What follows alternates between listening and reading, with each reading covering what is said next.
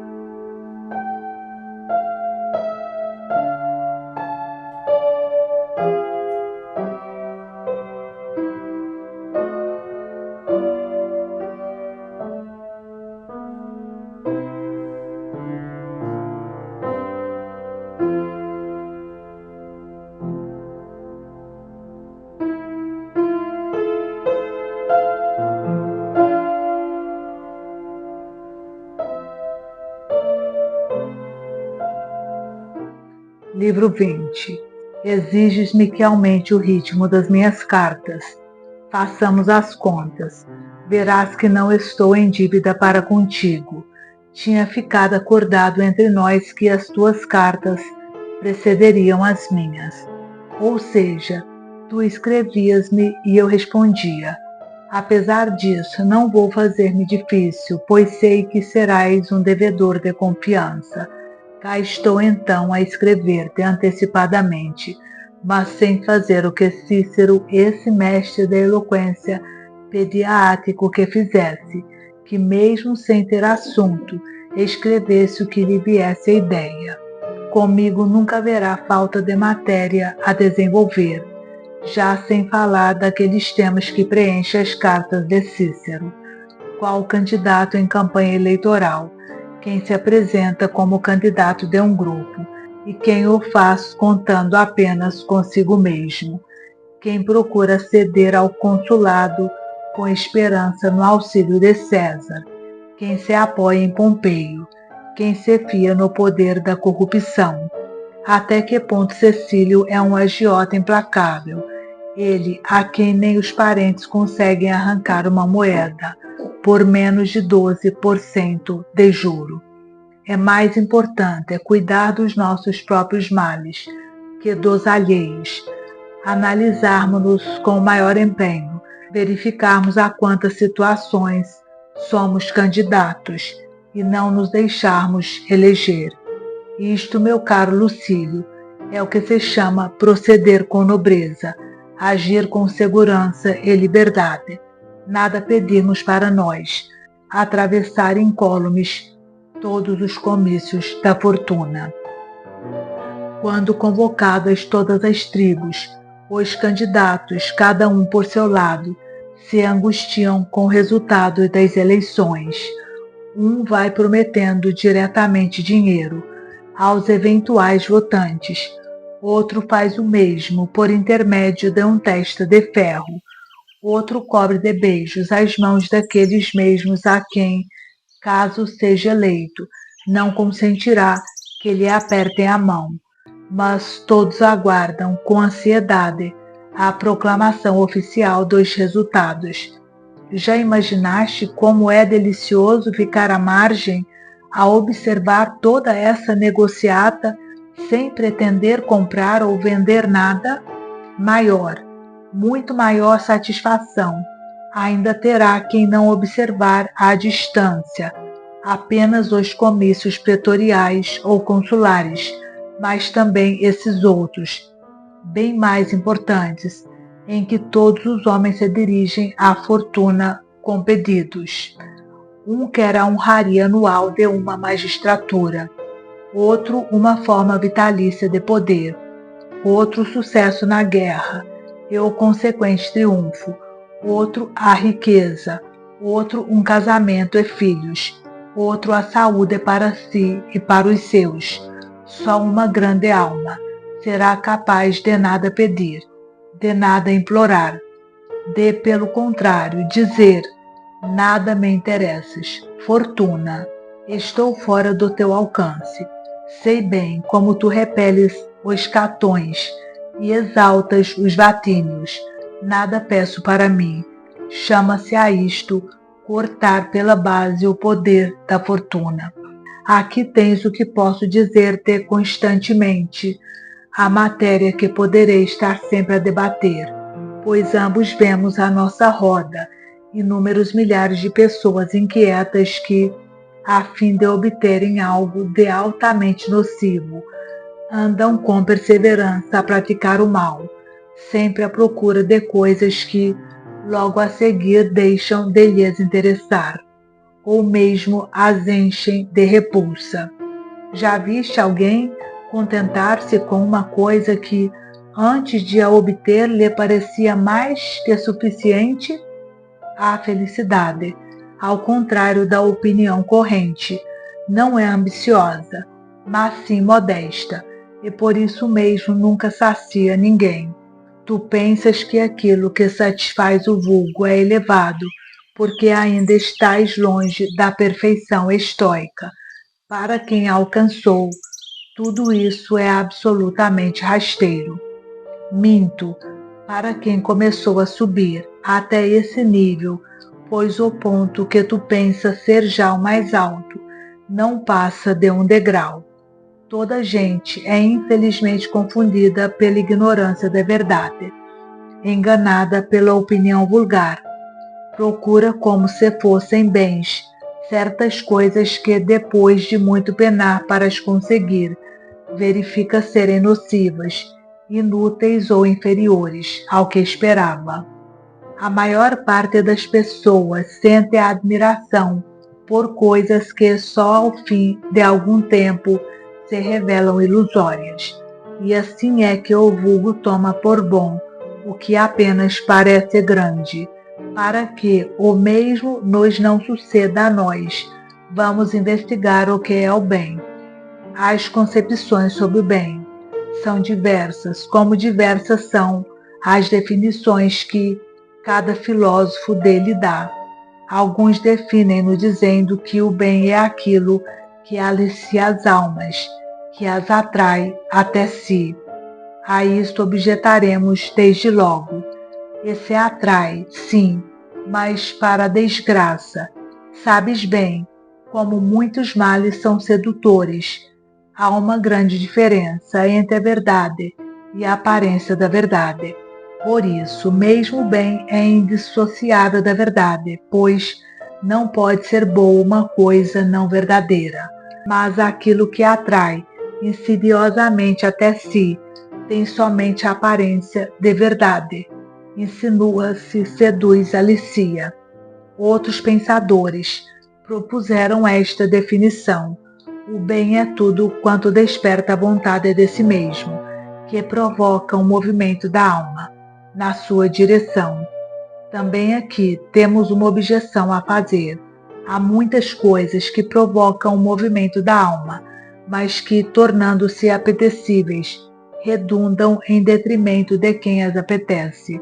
Parece-me assaz melhor esta outra definição. O bem é aquilo que desperta na alma um movimento na sua direção, conforme a natureza, e que só devemos procurar obter quando começa a tornar-se merecedor desse empenho, isto é, quando já cedeu à categoria de bem moral. O bem moral, com efeito, é aquilo que é totalmente desejável. Não quero deixar passar o ensejo de indicar a diferença entre o bem em geral e o bem moral. Ambas as noções têm algo de comum e mesmo indissociável. Nada pode ser considerado um bem se não tiver uma parcela de bem moral. E o bem moral é indiscutivelmente um bem. Qual é então a distinção entre as duas categorias? O bem moral é o bem absoluto, no qual se realiza totalmente a felicidade, e graças ao contato dele, todas as outras coisas se podem tornar formas de bem. Exemplificando, há coisas que em si nem são boas nem são más, tais como o serviço militar, a carreira diplomática, a jurisprudência, se estas tarefas forem realizadas conformemente ao bem moral. começam a tornar-se bens e passam bem diferentes para a categoria do bem. O bem, em geral, depende de estar ou não associado ao bem moral. O bem moral é em si mesmo o bem. O bem, em geral, está dependente do bem moral, enquanto o bem moral depende apenas de si. Tudo quanto é simplesmente um bem poderia ter sido mal. O bem moral, pelo contrário, nunca poderia deixar de ter sido um bem. Ainda outros filósofos propuseram esta definição: um bem é tudo aquilo que é conforme à natureza. Repara com atenção no que estou dizendo. Tudo quanto é bom é conforme à natureza, mas isto não implica que tudo o que é conforme à natureza seja um bem.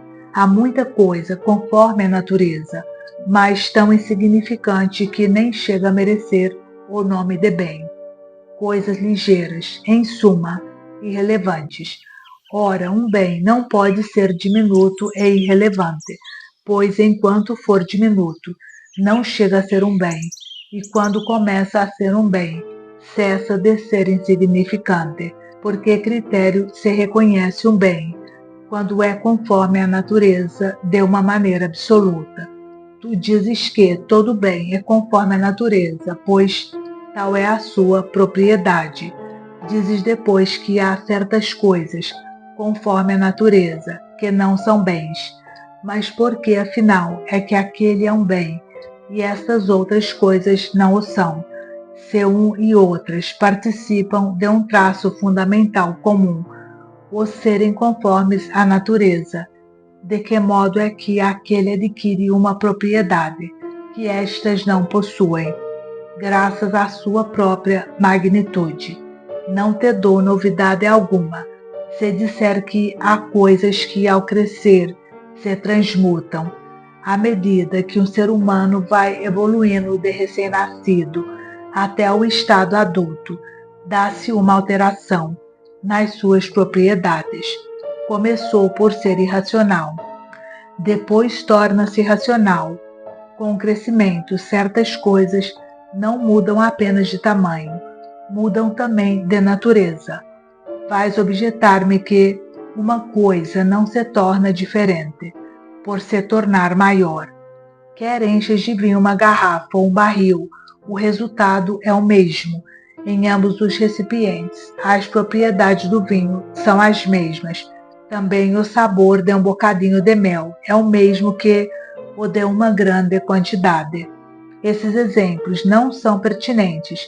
No vinho ou no mel, há uma qualidade que permanece idêntica e que não se altera se aumentarmos a quantidade. Coisas há que, embora aumentando em quantidade, conservam a sua espécie e as suas propriedades.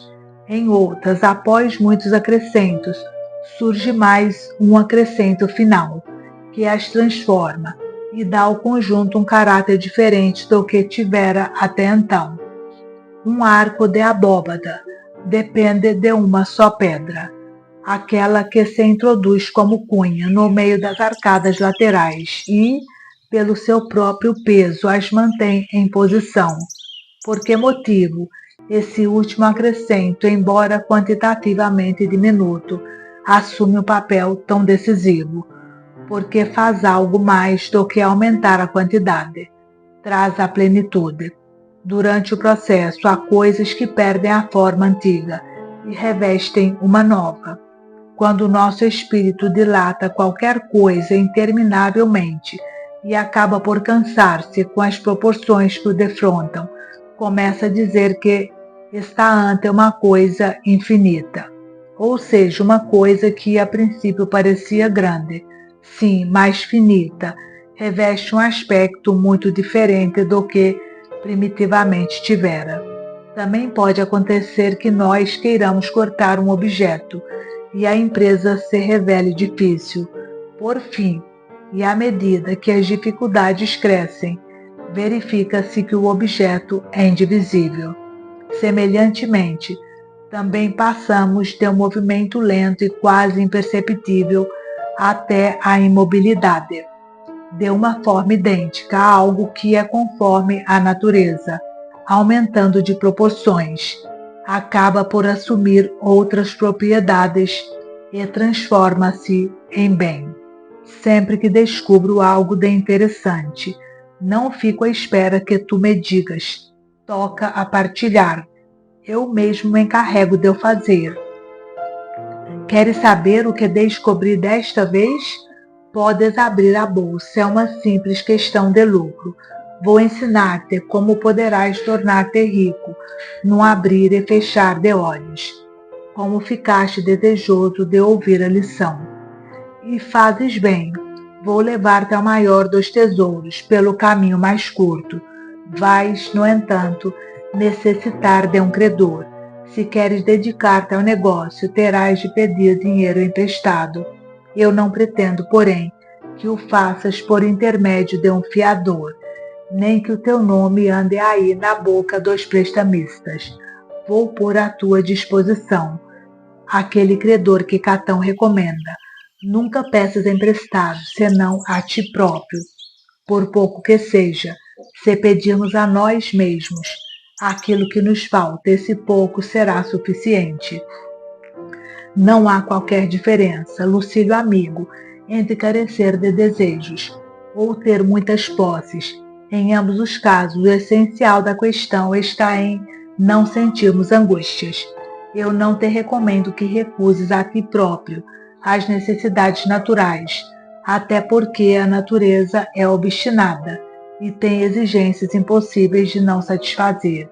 Recomendo-te sim, é que te convenças do caráter precário e não imprescindível de tudo quanto excede às necessidades naturais.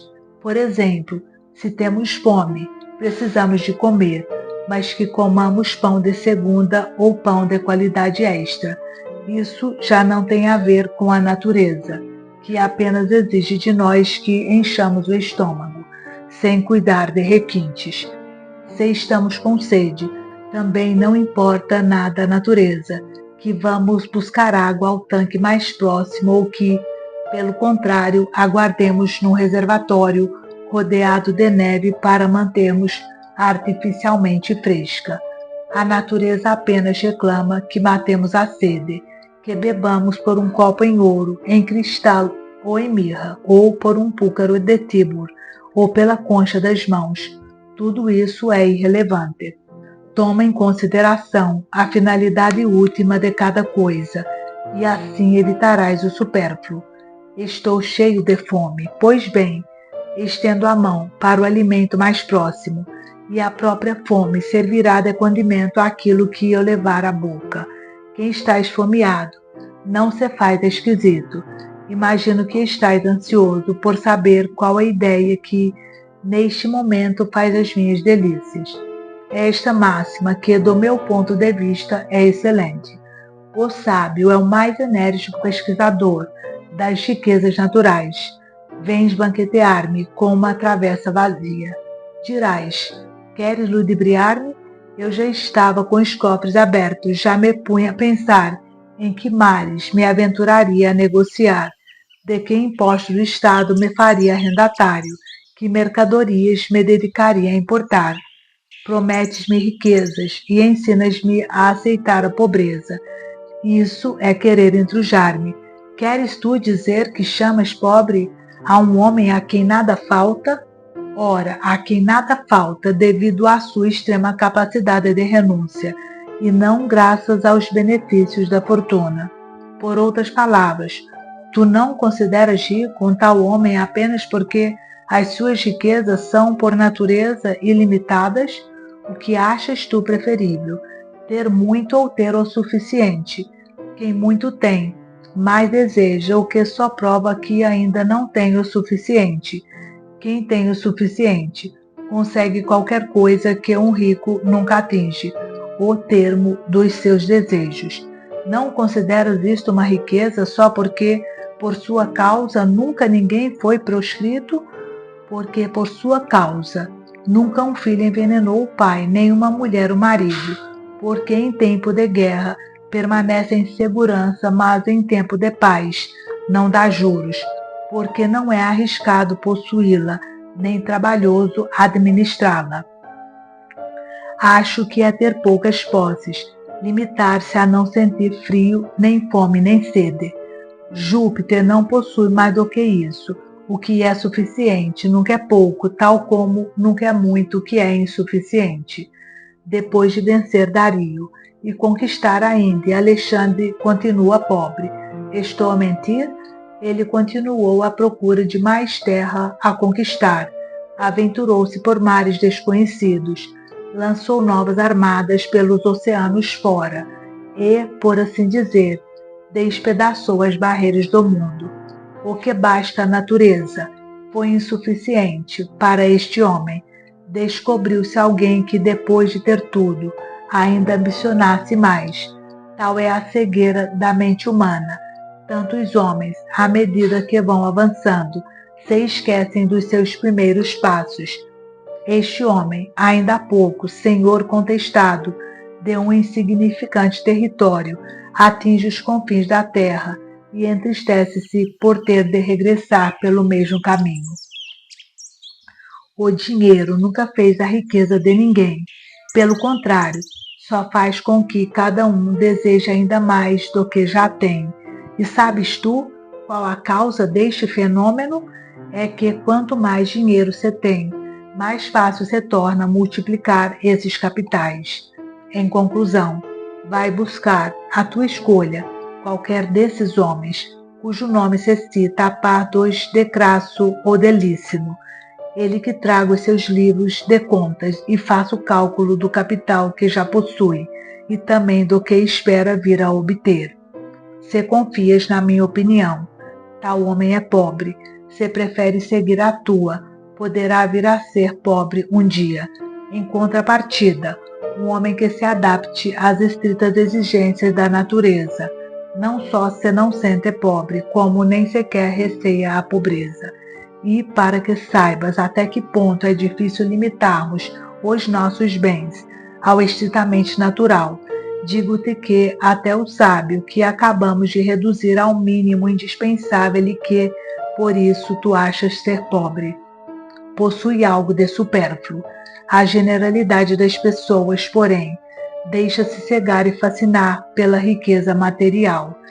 Sempre que vê alguma casa despender enorme quantidade de numerário, recobrir-se de ouro até ao teto ou dispor de um grupo de escravos selecionados pela presteza física ou notáveis pela apresentação. A felicidade de toda esta gente está totalmente virada para o exterior, ao passo que a beatitude do sábio, eximido por nós, aos olhares do público e aos acasos da fortuna, é exclusivamente interior, pelo que respeita àqueles que, sob o falso nome de riqueza, se dedicam às ocupações sem fim de uma real miséria. Esses são possuidores de riquezas, no mesmo sentido em que nós dizemos ter febre quando, na realidade, a febre é que nos tem a nós. Também costumamos usar a expressão inversa, dizendo a febre apoderou-se dele. Pois bem, deveríamos dizer igualmente, as riquezas apoderaram-se dele. Nenhum conselho me parece mais útil para te dar do que este, e que nunca é demais repetir. Limita sempre tudo aos desejos naturais, que tu podes satisfazer com pouca ou nenhuma despesa, evitando, contudo, confundir vícios com desejos. Porventura, te interessa saber em que tipo de mesa, em que baixela de prata te é servida a refeição, ou se os escravos te servem com bom ritmo e solicitude. A natureza só necessita de uma coisa, a comida. Acaso, quando a sede te queima a boca, vais buscar copos de ouro? Se tens fome, recusas tudo que não seja pavão ou rodovalho?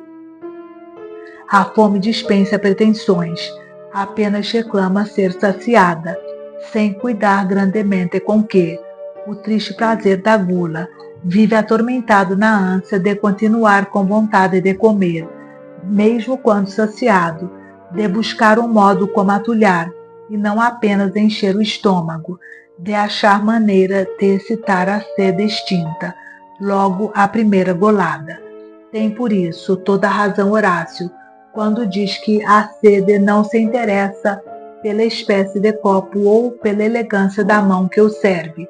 Se achas que tem para ti muita importância os cabelos encaracolados do escravo ou a transparência do copo que te põe à frente, é porque não estás com sede. Entre outros benefícios que devemos à natureza, conta-se este fundamental, de prover sem artifícios a quanto nos é indispensável. Apenas no que é supérfluo, nós podemos permitir a escolha, recusando isto ou aquilo, como pouco bonito, pouco requintado ou desagradável à vista. A preocupação do Criador do Universo, ao determinar as leis da nossa existência, foi a nossa saúde, não os hábitos sofisticados, e enquanto é indispensável à saúde, se encontra a nossa total disposição. Os requintes do luxo, só os podemos obter a troco de penas e angústias.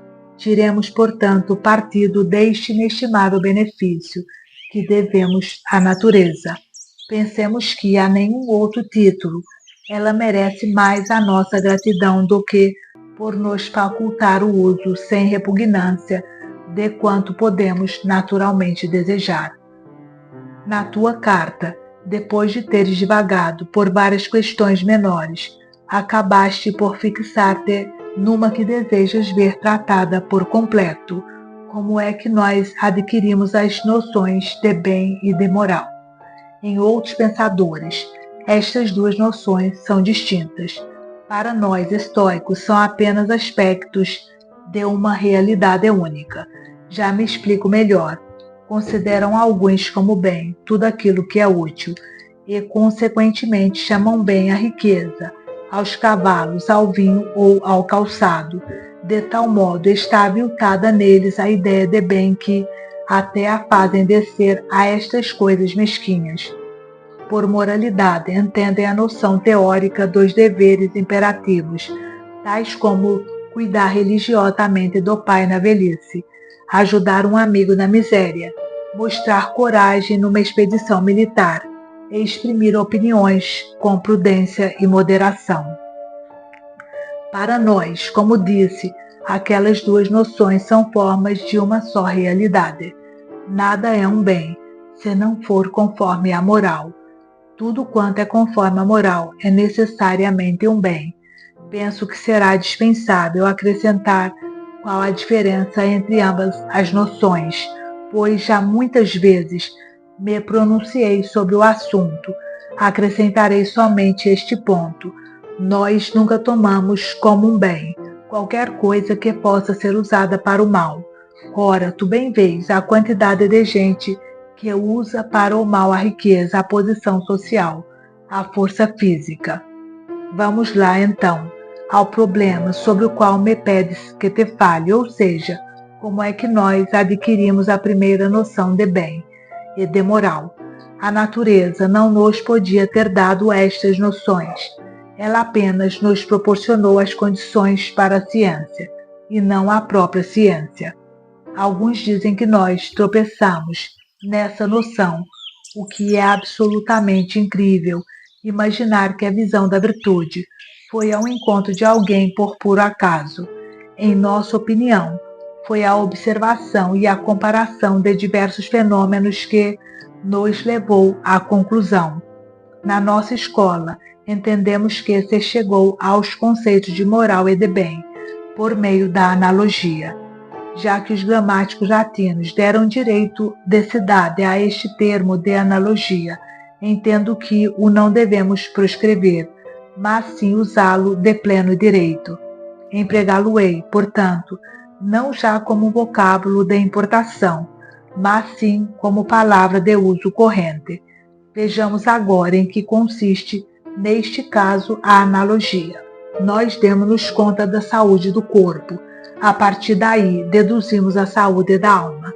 Demos-nos conta de uma certa força do corpo. A partir daí, deduzimos a existência de uma energia da alma. Por vezes, contemplamos com admiração certos atos de bondade, de humanidade, de coragem, e começamos a apreciar tais atos como modelares. Por vezes, nesses atos, introduziam-se elementos condenáveis que, todavia, se mantinham escondidos sob o aspecto fulgurante de um gesto excepcional. Habituamo-nos a disfarçá-los.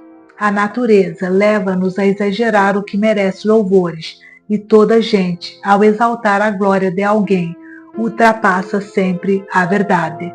Foi assim, contudo, que criamos a imagem de um bem inexcedível. Fabrício rejeitou o ouro de Pirro, na convicção de que ser capaz de desprezar as riquezas de um rei vale mais do que ter um reino. O mesmo Fabrício, quando o médico de Pirro se lhe ofereceu para envenenar o rei, mandou prevenir Pirro contra a traição que se preparava. A mesma alma foi capaz de se não deixar vencer pelo ouro, nem de querer vencer pelo veneno. Sentimos-nos cheios de admiração por este grande homem que se não deixou aliciar, nem pelas promessas do rei, nem pelas dos traidores ao rei, firme no seu apego ao ideal do bem, e mesmo em plena guerra conservando as mãos limpas, coisa bem difícil de conseguir. Este homem que acreditava não ser possível fazer certas coisas sem sacrilégio até mesmo ao inimigo, e que, conservando a mais severa pobreza, seu título de glória, recusou com o mesmo espírito tanto o ouro como o veneno. Vive graças a mim, Pirro, dizia ele, aproveita agora do que não há muito te aborrecia. Fabrício não se deixa corromper. Horácio Cocles ocupou sozinho a entrada estreita da ponte e ordenou que a mesma fosse destruída para impedir o caminho ao inimigo, embora assim ficasse com a retirada cortada. Entretanto, foi resistindo a todos os ataques, até se ouvir o madeiramento da ponte ruir com fragor. Olhou então para trás e, vendo que, com perigo da vida, livrara do perigo a pátria, gritou: "Quem quiser que venha atrás de mim", e atirou-se de cabelo ao rio, lutando na corrente com tanto denodo para salvar as armas como para salvar a vida.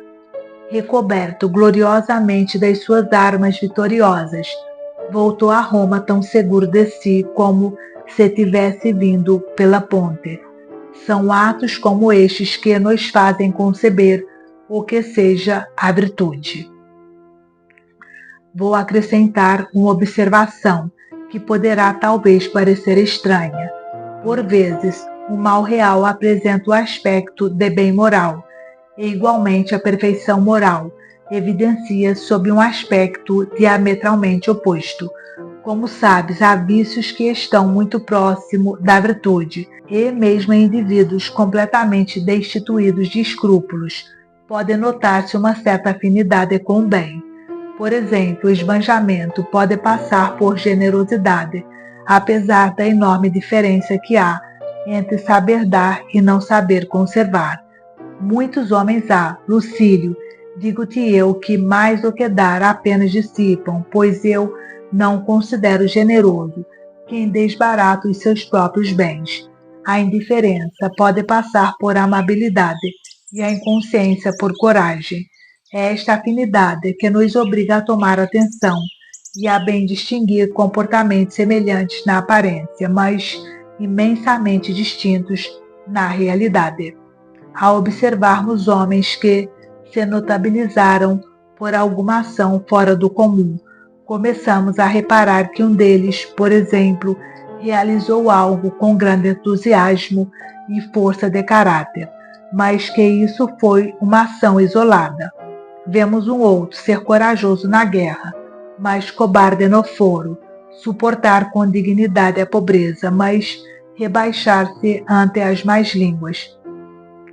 Em tal situação, enaltecemos o ato, mas desprezamos o homem.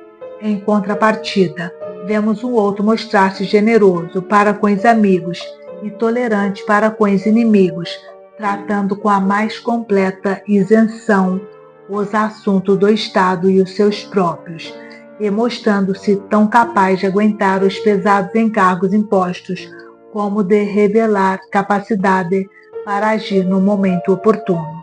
Vimo-lo também distribuir dádivas a mãos ambas quando era necessário concedê-las. Vimo-lo mostrar inabalável persistência, suprindo com força de ânimo o cansaço físico, quando dele se exigia um esforço prolongado. Além disso, conservava-se em todos seus atos sempre igual a si mesmo. Homem bom, não por cálculo, mas por o seu caráter o levar não só a ser capaz de agir segundo o bem, mas, mais do que isso, a ser incapaz de agir sem ser segundo o bem. Num tal homem, verificamos a existência da virtude levada à perfeição.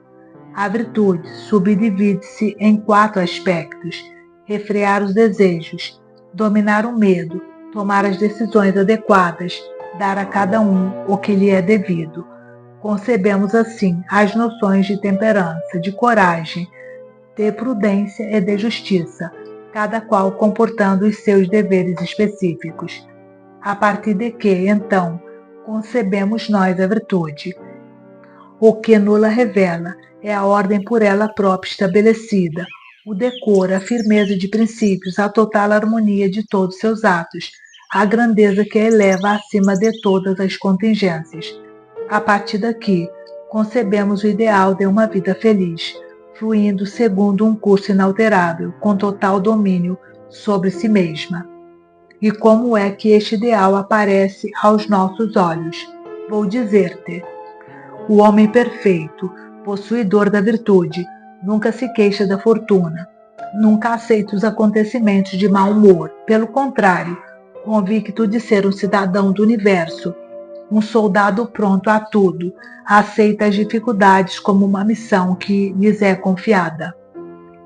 Não se revolta ante as desgraças como se elas fossem um mal originado pelo azar, mas como uma tarefa de que ele é encarregado. Suceda o que suceder, diz ele, o caso é comigo. Por muito áspera e dura que seja a situação, tenho de dar o meu melhor. Um homem que nunca se queixa dos seus males, nem se lamenta do destino, temos forçosamente de julgá-lo um grande homem.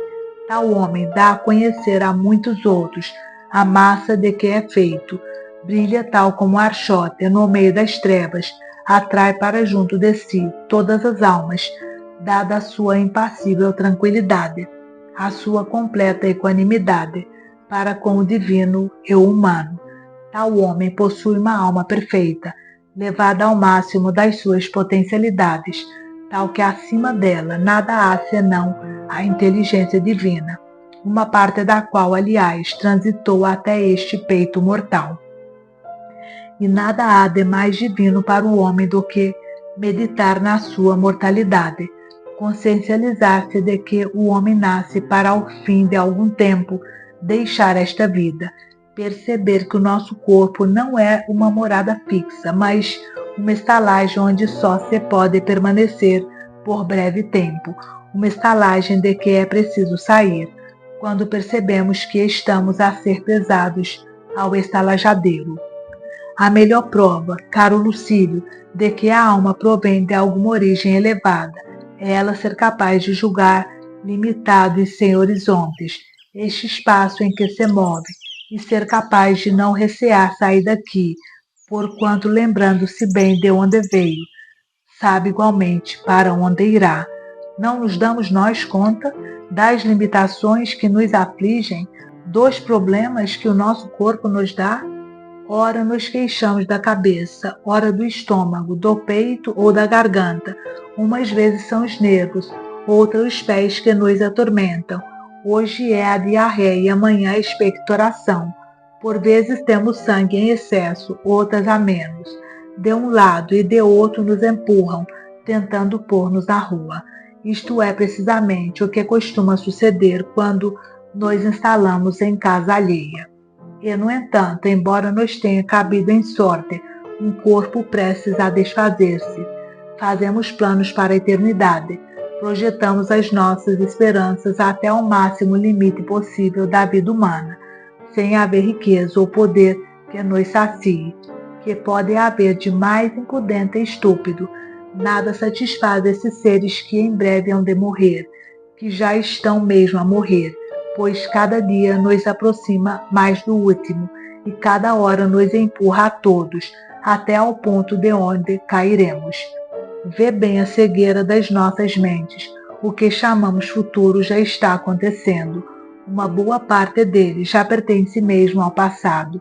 O tempo que já vivemos voltou ao ponto onde estava antes de termos nascido. Laboramos em erro ao recear o nosso último dia, já que cada dia dá o seu contributo à morte.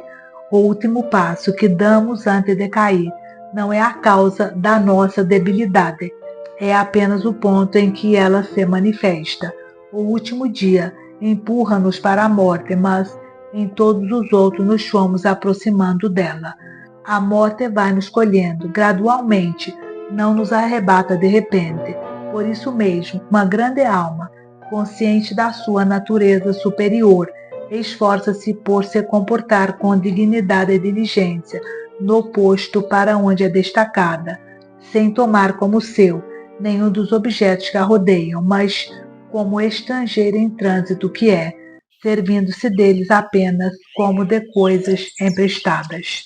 Deparando-nós com um homem assim dotado de firmeza de princípios, impossível seria não delinearmos a imagem de um caráter fora do comum, no caso de, como acima disse, tal homem permanecer igual a si mesmo e provar assim a realidade da sua grandeza. Os princípios mantêm-se constantes, as falsas aparências pouco duram. Certas pessoas comportam-se alternadamente, como batínios ou como catões. Umas vezes até Cúrio lhes parece pouco severo, Fabrício pouco pobre, Tuberão pouco frugal e contente com a sua humilde baixela.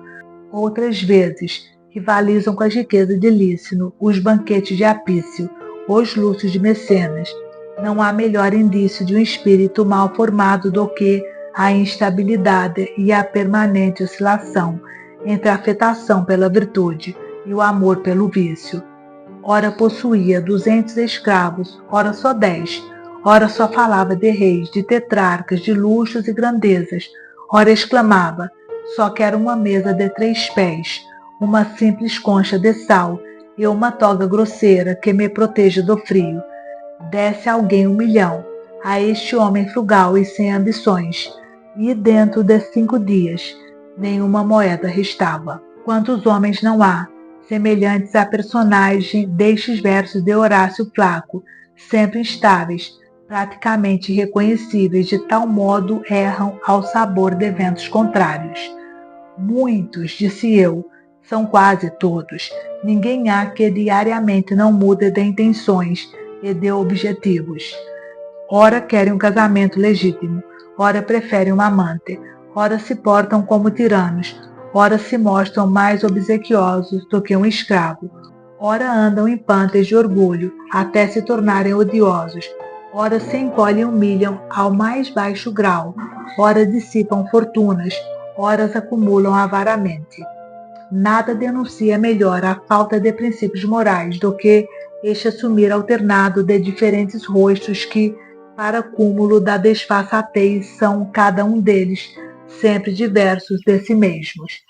Deves aceitar, como um caso de exceção, alguém que só desempenhe um papel na vida. Na realidade, para além do sábio, ninguém se contenta em fazer só uma personagem. Todos estamos em constante mudança. Ora nos damos ares de gente frugal e austera, ora de dissipadores e libertinos, para logo a seguir pormos no rosto a máscara oposta àquela que acabamos de tirar. Exige, portanto, de ti próprio que sejas até o fim da vida aquilo que decidisse ser, e faz com que os outros, se não te enaltecerem, possam pelo menos reconhecer-te. De indivíduos que ainda ontem encontramos já hoje, podemos ter o direito de perguntar: quem é este? Tal a mudança que nele se operou. Vai zangar-te comigo, já estou a ver, quando te expuser um pequeno problema que tenho para hoje, e a roda do qual gastei bastante tempo, e logo a seguir gritarás: mas que tem isto a ver com a moral? Grita a tua vontade, mas deixa que te apresente primeiro as autoridades com que terás de haver-te. Posidônio e Arquidemo, que de bom grado aceitarão litigar contigo. Além disso, deixa que te digo, nem tudo quanto diz respeito aos costumes contribui para o aperfeiçoamento moral. Há questões que respeitam à alimentação dos homens, outras aos seus exercícios físicos, ao vestuário, à educação ou aos lazeres. Todas elas têm como objetivo o homem, embora nem todas concorram para lhe melhorar o caráter. E mesmo no que toca aos costumes humanos, há vários métodos para os abordar. Uns visam corrigi-los e ordená-los, outros investigar a sua natureza e origem. Quando eu investigo por que razão a natureza produziu a espécie humana, ele deu um lugar proeminente entre todos os animais. Acaso julgas tu que eu perco de vista a moral? Se o fazes, estás errado. Como poderás tu saber quais os costumes que devemos adotar, se não averiguares primeiro qual o bem supremo do homem, nem perscrutares a sua natureza? Só poderás ter a noção clara do que deverás fazer e do que deverás evitar, depois de teres estudado o que a natureza exige de ti. O que eu pretendo, dirás, é saber como pôr cobro aos meus desejos e temores. Liberta-me de superstições. Ensina-me até que ponto é instável e vazio de sentido aquilo a que chamamos a felicidade, a qual nada custa acrescentar um simples prefixo. Descansa que hei de satisfazer amplamente o teu desejo, hei de enaltecer as virtudes e verberar energicamente o vício, ainda que alguns me acusem de insistir com demasiada virulência neste ponto. Nunca deixarei de pôr em causa a maldade, de refrear as mais violentas paixões, de dominar os prazeres que inevitavelmente terminam na dor e de contestar as ambições habituais dos homens. E como não o fazer, quando vejo que os maiores males provêm dos nossos próprios desejos e que as nossas lamentações nascem do que antes saudamos com efusão. Entretanto, porém, permite-me que alude uma questão, à primeira vista algo marginal. O problema em causa era este: será que todos os animais têm a noção das suas faculdades naturais? A resposta deverá ser positiva, a julgar pela correção e presteza com que eles movem os membros, tal como se para tanto fossem especialmente adestrados. De fato, todo animal tem um perfeito domínio das várias partes do corpo. O operário maneja com a vontade as suas ferramentas. O piloto faz girar o leme na perfeição. O pintor aplica sem hesitar as múltiplas e variadas cores de que dispõe para pintar um retrato, e entre a cera e o quadro os olhos e as mãos movem-se com toda agilidade. Do mesmo modo, também o animal sabe fazer do seu corpo tudo quanto quer. Habitualmente, admiramos os dançarinos que sabem transmitir com as mãos toda a gama de situações e sentimentos e imitar com gestos a fluidez do discurso. Esta faculdade que a arte lhes deu, possuem-na os animais por natureza. Nenhum animal sente dificuldade em mover os seus membros, nem hesita no modo de utilizá-los. Assim que nascem, já sabem como movê-los. Vêm ao mundo dotados desse conhecimento. Nascem, por assim dizer, já treinados. Há quem contraponha: os animais movem convenientemente os membros porque, se os movessem de modo diferente, sentiriam dor. Ou seja, para utilizar a vossa expressão, eles são forçados. É o medo e não a vontade que os obriga ao movimento certo. Este raciocínio é falso. Os animais apenas se movem desajeitadamente quando são constrangidos. Se movem espontaneamente, fazem-no com toda destreza. E tanto não é verdade que é o medo da dor que os determina que, mesmo sob a ação da dor, eles se esforçam por realizar os seus movimentos naturais. O mesmo sucede com a criança que decide pôr-se em pé e se habitua a equilibrar-se. Logo começa a experimentar as suas forças. Cai e levanta-se chorando tantas vezes até que, apesar da dor, adquire a prática da sua posição natural. Certos animais, dotados de carapaça, seus deitarmos de costas, torcem-se todos, agitam e esticam as patas, até conseguirem voltar à posição normal. Uma tartaruga deitada de costas não sofre dor alguma, no entanto está ansiosa por voltar à sua posição natural e não para de se agitar até de novo se apoiar nas quatro patas. Por conseguinte, todos os animais têm a noção das suas faculdades naturais e por isso mesmo utilizam expeditamente os membros, e a melhor prova de que eles fazem a sua entrada na vida já com essa noção está em que todo animal se mostra imediatamente perito no uso das suas aptidões. A constituição natural é, segundo vós dizeis, uma certa relação existente entre o princípio dominador da alma e o corpo. Ora, como pode uma criança dar-se conta de um fenômeno tão complexo e sutil que vós mesmos tendes dificuldade em explicá-lo? Seria preciso que todos os animais nascessem dialéticos para poderem perceber uma definição que, mesmo para grande parte dos cidadãos de toga, permanece obscura. Esta objeção teria alguma razão de ser se eu tivesse dito que os animais percebiam a definição de constituição natural e não essa própria constituição natural. É mais fácil intuir do que explicar o que é a natureza. Isto é, a criança ignora o que significa constituição, mas dá-se conta da sua constituição natural. Ignora o que seja um animal, mas sente que é um animal.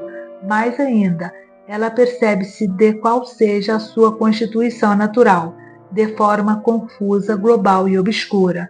Nós próprios sabemos que temos uma alma, mas ignoramos o que é a alma, onde se aloja, que atributos possui, de onde provém.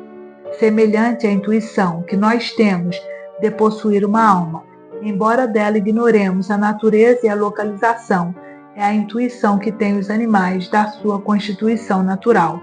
É necessário que eles sintam a existência de algo que lhes permite sentir tudo ou mais.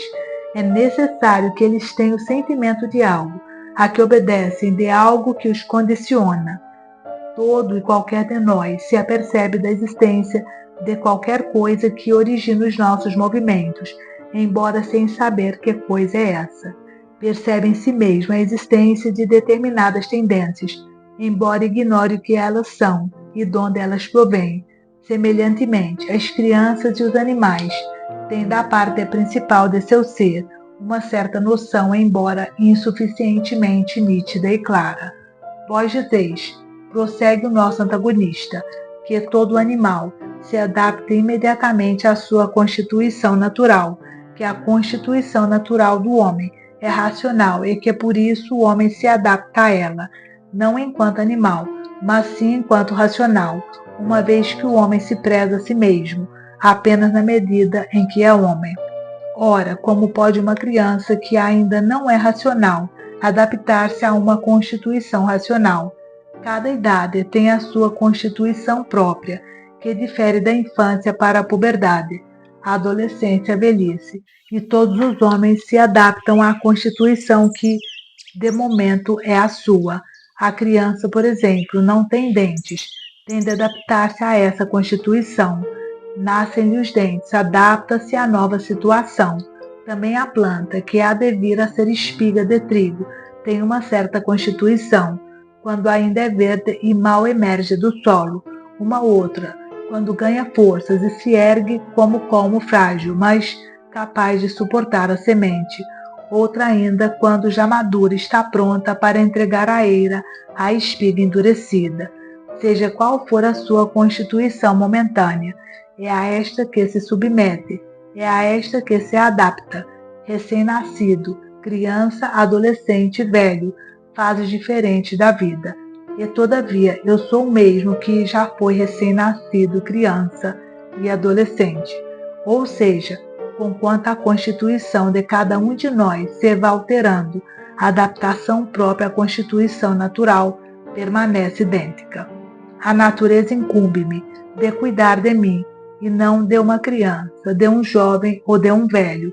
Por isso mesmo, o recém-nascido adapta-se à sua atual condição de recém-nascido, não à sua futura condição de jovem, e mesmo quando há uma outra fase superior a que ele deverá ceder, nem por isso a sua condição ao nascer é menos conforme à natureza.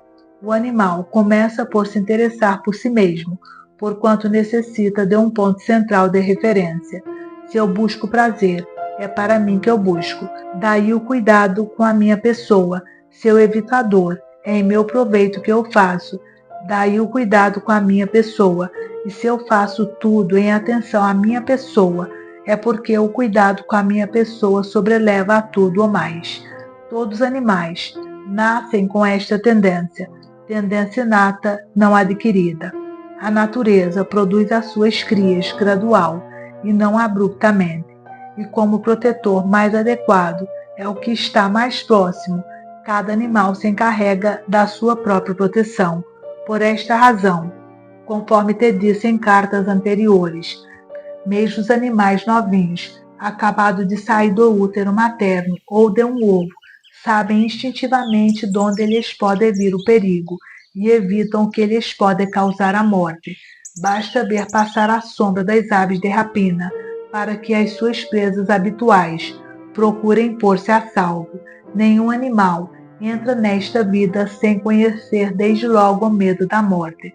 Mas de que modo, prossegue o antagonista, pode um animal acabado de nascer possuir a noção do que lhe é salutar, ou, pelo contrário, o pode matar? Investiguemos primeiro se o animal possui essa noção, e não de que modo a adquiriu. Ora, a prova de que eles possuem tal noção está precisamente em que eles agem como se a possuíssem. Porque é que a galinha não foge de um pavão, ou de um ganso, mas foge de um bicho muito mais pequeno, e que ela nunca antes vira, como é o milhafre?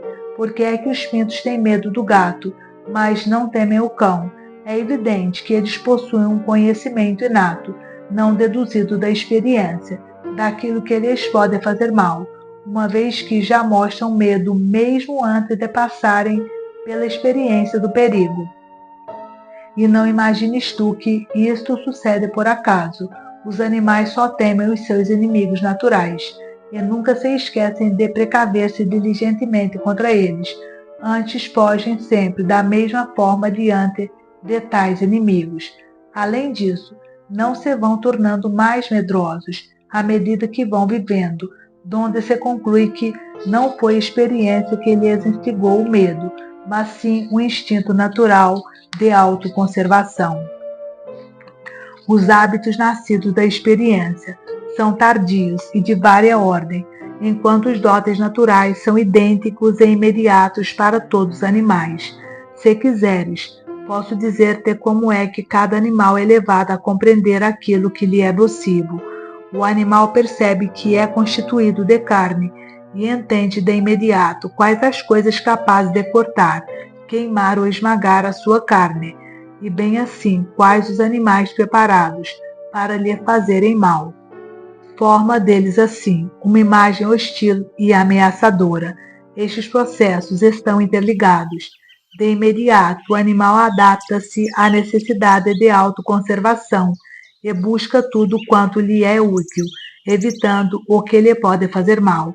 O mesmo instinto natural que o leva a buscar o que lhe é útil leva-o a evitar tudo quanto seja prejudicial, sem qualquer reflexão, sem a mínima deliberação. O animal age segundo o que a natureza lhe indica. Não vês tu a extraordinária habilidade das abelhas para construir a sua habitação e a docilidade com que elas aceitam a divisão do trabalho? Não vês tu a perfeição inimitável para os humanos que a aranha põe na sua teia, a habilidade com que ela dispõe os fios, uns colocados em linha reta, a maneira de subestrutura, outros dispostos em círculos mais densos no centro, mais espaçados na periferia, de modo a que os pequenos animais que a teia se destina a capturar se veem envolvidos nela como numa rede? uma talata inata e não fruto de aprendizagem. Por isso não encontramos em nenhuma espécie um animal mais habilidoso do que outro. Todas as teias de aranha são semelhantes. Todos os alvéolos dos favos são geometricamente iguais. Nas técnicas aprendidas, há sempre algo de indeciso e diferente, enquanto as técnicas inatas são sempre idênticas. A natureza não faz mais do que dar a cada animal o instinto de autoconservação e a perícia em o exercer, e por isso, mesmo nos animais, são coisas simultâneas a aprendizagem e a vida. Nem temos de nos admirar por os animais nascerem com um instinto sem o qual seria inútil eles nascerem. A natureza dotou-os desde logo com o equipamento indispensável à sobrevivência, o instinto de autoconservação. Nenhum ser poderá subsistir se o não quiser. Este instinto, no entanto, é só por si insuficiente para assegurar a sobrevivência, mas sem ele não haveria sobrevivência possível. Tu não encontras, todavia, em ninguém o desprezo, nem mesmo o desinteresse em relação a si próprio. Mesmo as criaturas mais embrutecidas e incapazes de se expressar fazem tudo para preservar a própria existência, ainda que mais nada lhes interesse neste mundo. Tu verás mesmo os seres mais rebeldes a ajudar os outros, conservarem-se atentos àquilo que lhes diz respeito.